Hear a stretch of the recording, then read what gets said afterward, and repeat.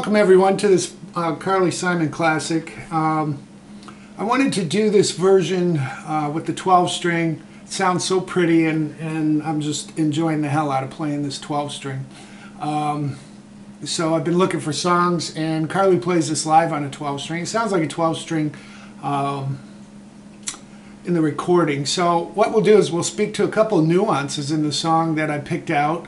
And you don't have to do them, but you know, if you want to play along with the original and get as close to original as you can, we'll talk about some timing and a couple little tricks she does. So it's a pretty cool little song. So let's start out. Okay, if you have a 12 string, what you want to do is pluck just the D string, the thicker one. You don't want to hit the smaller one because it's almost too tinny for how she starts the song.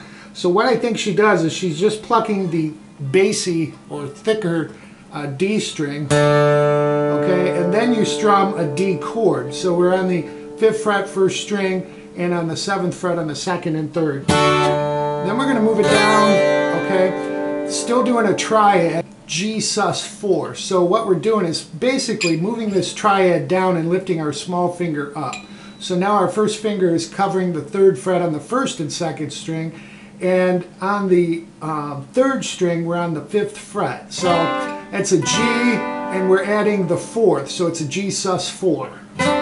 Okay, so a G would normally have a B note for the 3rd, and when you add one note to that, that's a sus4, so that B becomes a C. So we're at C, okay, anyhow, G sus4, and then we're going to a sus2 to a D. So all together from the beginning.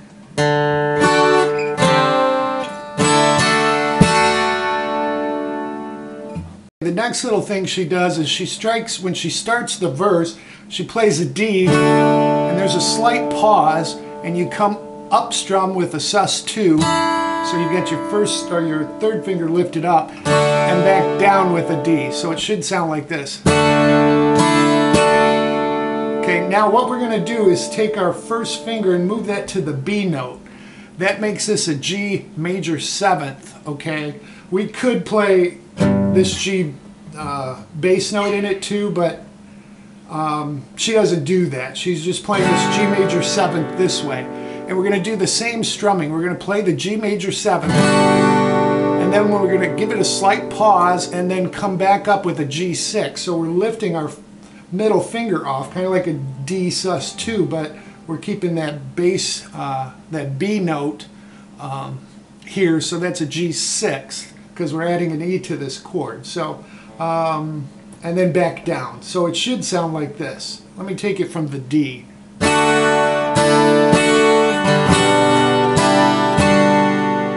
Okay, now we're going to do a normal strum. We're going to go D twice, D sus2, and then D. So there's no pause after the G.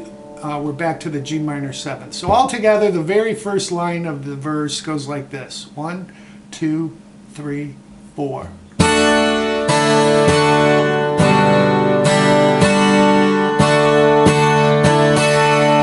Then we're going to do a sus2 and a D.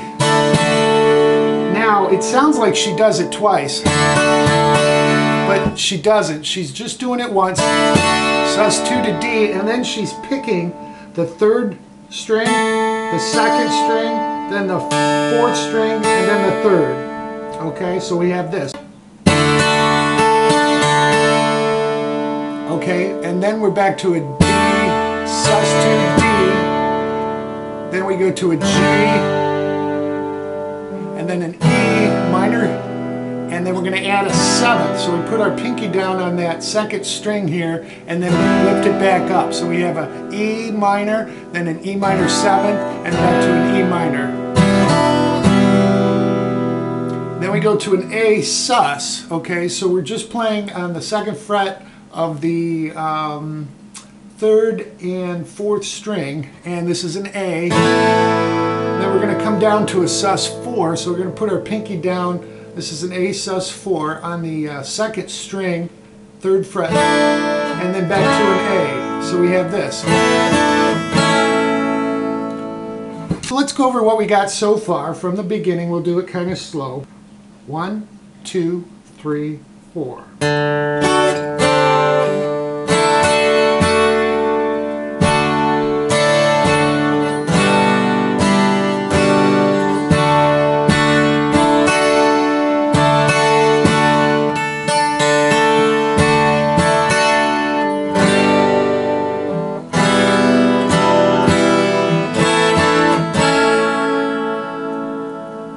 See how it kind of fits together there. There's just, again, the little nuances of the little pause with the G or the D and the D sus2 and the G major 7th and G6. So the second half, we're going to do the very first line again.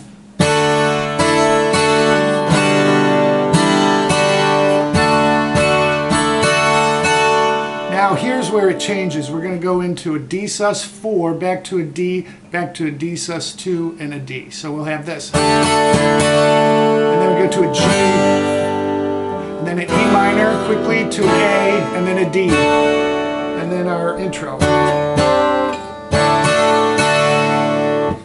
So that second half should sound like this. 1, 2, 3, 4.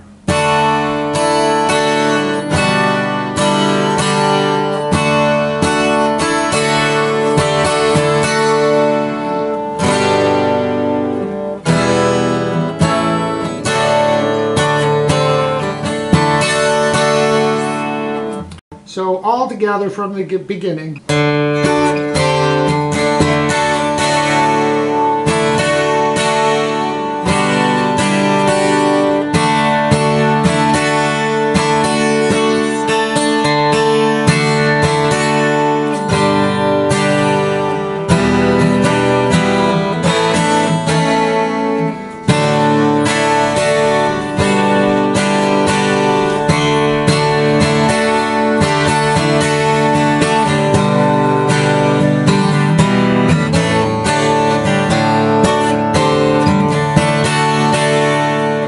Now for the chorus, what she's doing, she's playing a G and then a D major 7. Okay, so we're playing a normal G with a 6th root, and watching her play this live, I notice she goes up and plays a major 7th. Now I've seen Private Tricker do a D major 7th here, which is fine if you're more comfortable playing it that way, where you're barring across the 2nd fret with the 3rd through the 1st string, and your thumb is on the 6th string.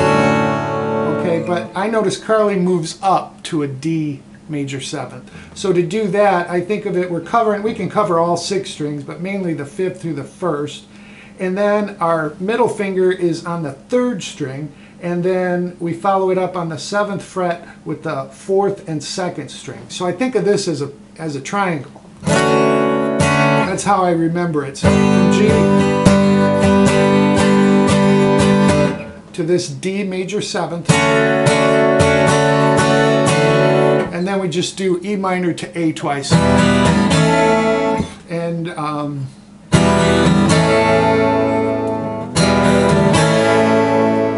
then you're back into the verse and another chorus. The picking and timing stays consistent until the 3rd verse. She does These Are the Good Old Days, and we're doing that D to G sus4 to D sus2 to D twice.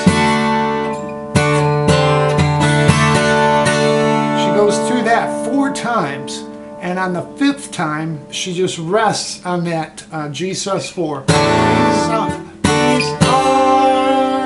And then she's singing, and then she goes to a D. The good old days.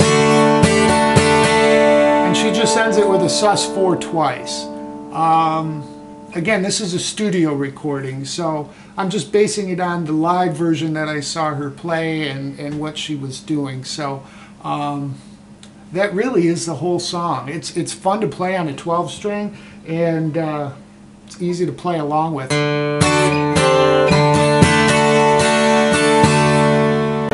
Enjoy, everyone.